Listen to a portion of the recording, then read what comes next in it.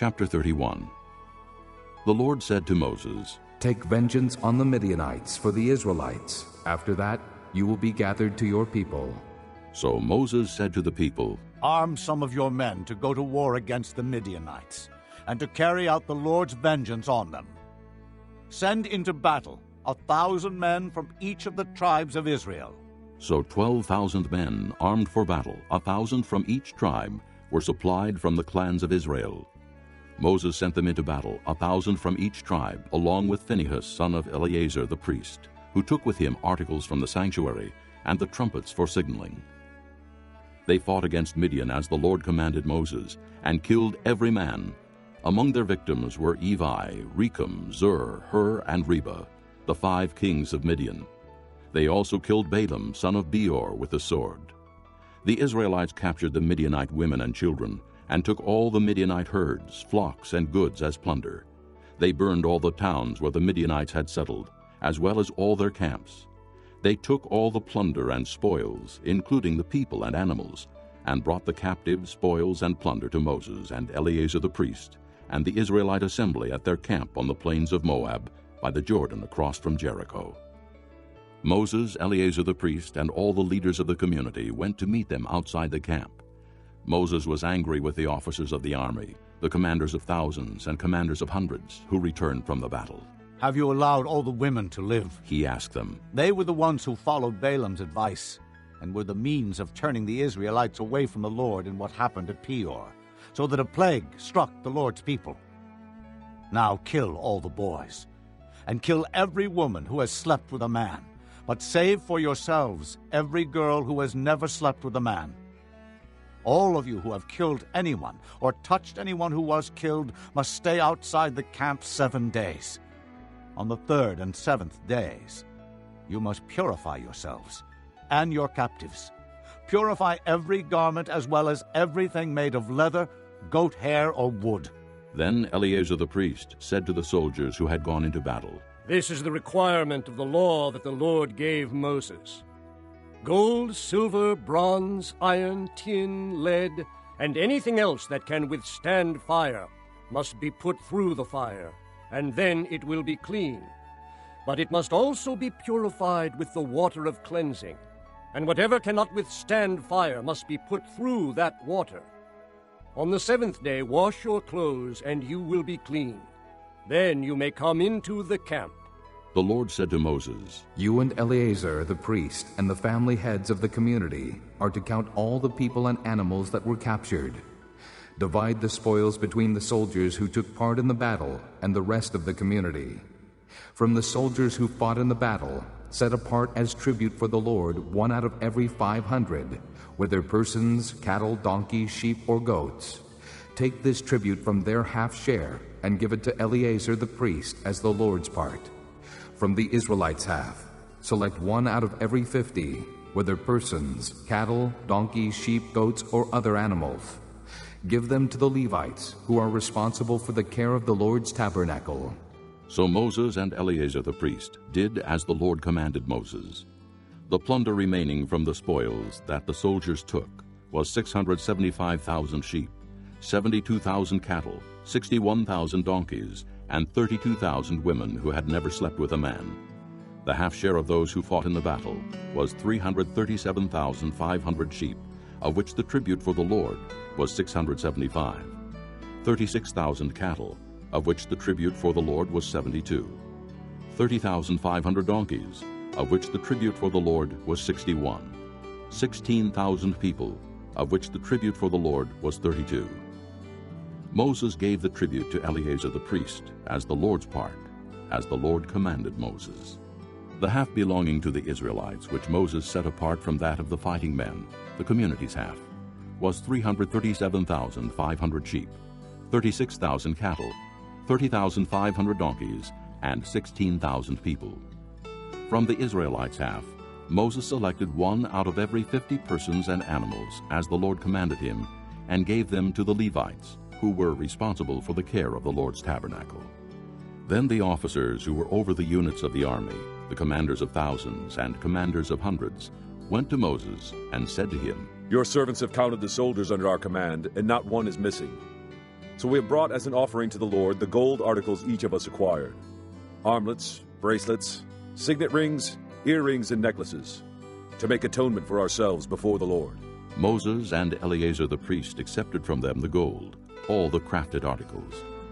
All the gold from the commanders of thousands and commanders of hundreds that Moses and Eleazar presented as a gift to the Lord weighed 16,750 shekels. Each soldier had taken plunder for himself. Moses and Eleazar the priest accepted the gold from the commanders of thousands and commanders of hundreds and brought it into the tent of meeting as a memorial for the Israelites before the Lord. Chapter 32. The Reubenites and Gadites, who had very large herds and flocks, saw that the lands of Jazer and Gilead were suitable for livestock. So they came to Moses and Eleazar the priest and to the leaders of the community and said, Ataroth, Dibon, Jazer, Nimrah, Heshbon, Elealeh, Sebam, Nebo, and Beon, the land the Lord subdued before the people of Israel, are suitable for livestock, and your servants have livestock. If we have found favor in your eyes, they said, let this land be given to your servants as our possession. Do not make us cross the Jordan. Moses said to the Gadites and Reubenites, "Shall your countrymen go to war while you sit here? Why do you discourage the Israelites from going over into the land the Lord has given them? This is what your fathers did when I sent them from Kadesh Barnea to look over the land. After they went up to the valley of Eshcol and viewed the land, they discouraged the Israelites from entering the land the Lord had given them. The Lord's anger was aroused that day, and he swore this oath: because they have not followed me wholeheartedly, not one of the men 20 years old or more who came up out of Egypt will see the land I promised on oath to Abraham, Isaac, and Jacob, not one, except Caleb, son of Jephunneh the Kenizzite, and Joshua, son of Nun, for they followed the Lord wholeheartedly. The Lord's anger burned against Israel, and he made them wander in the desert 40 years, until the whole generation of those who had done evil in his sight was gone. And here you are, a brood of sinners, standing in the place of your fathers, and making the Lord even more angry with Israel. If you turn away from following him, he will again leave all this people in the desert, and you will be the cause of their destruction."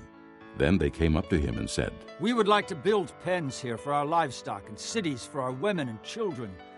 But we are ready to arm ourselves and go ahead of the Israelites until we have brought them to their place. Meanwhile, our women and children will live in fortified cities for protection from the inhabitants of the land. We will not return to our homes until every Israelite has received his inheritance. We will not receive any inheritance with them on the other side of the Jordan, because our inheritance has come to us on the east side of the Jordan. Then Moses said to them, If you will do this, if you will arm yourselves before the Lord for battle, and if all of you will go armed over the Jordan before the Lord until he has driven his enemies out before him, then, when the land is subdued before the Lord, you may return and be free from your obligation to the Lord and to Israel, and this land will be your possession before the Lord. But if you fail to do this, you will be sinning against the Lord, and you may be sure that your sin will find you out. Build cities for your women and children, and pens for your flocks, but do what you have promised." The Gadites and Reubenites said to Moses, We, your servants, will do as our Lord commands. Our children and wives, our flocks and herds will remain here in the cities of Gilead.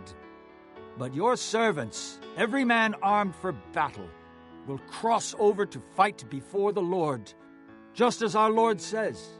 Then Moses gave orders about them to Eleazar the priest and Joshua son of Nun, and to the family heads of the Israelite tribes.